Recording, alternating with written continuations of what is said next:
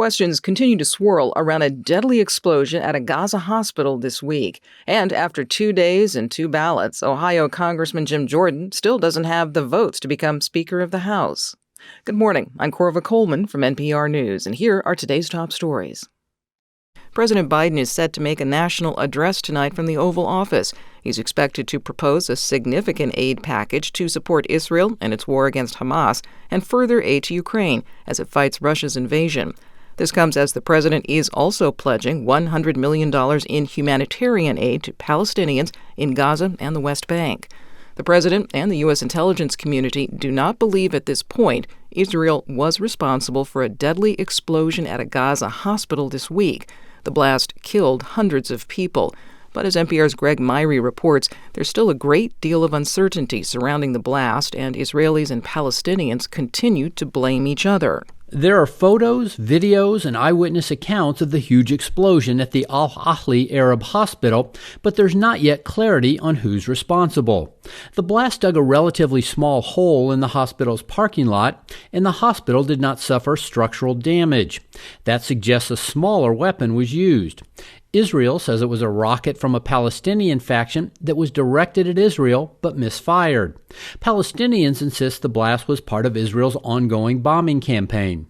President Biden says he believes the Israeli version, though U.S. officials say they're still gathering additional information. Greg Myrie, NPR News, Washington. After 2 days and 2 ballots, Ohio Republican Congressman Jim Jordan still doesn't have the votes to be elected Speaker of the House. NPR's Deirdre Walsh reports his opponents say he'll lose more support if he pushes for a third vote today. Republican resistance to Jordan's bid for Speaker appears to be hardening or even growing.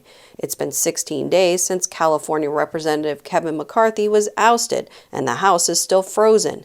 It can't function until a speaker is elected. Calls to give the temporary speaker, Patrick McHenry of North Carolina, powers to allow votes on bills are growing. McHenry says for now his role is limited.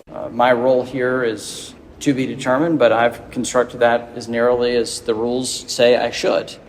And we can't transact business until we elect a speaker. Jordan's GOP opponents warn tactics of his allies to pressure them for votes are dangerous. 2 members who voted against Jordan say they received death threats. Deirdre Walsh, NPR News. The National Hurricane Center is watching Hurricane Norma off Mexico's Pacific coast. Hurricane specialist John Cangelosi says Norma is powerful. It's a Category 3, maximum winds are near 120 miles an hour, and it's to the south of the southern portion of the Baja California Peninsula. It's about 450 miles south-southeast of Cabo San Lucas. Meanwhile, hurricane forecasters say Tropical Storm Tammy is in the Atlantic Ocean and could soon turn into a hurricane. This is NPR.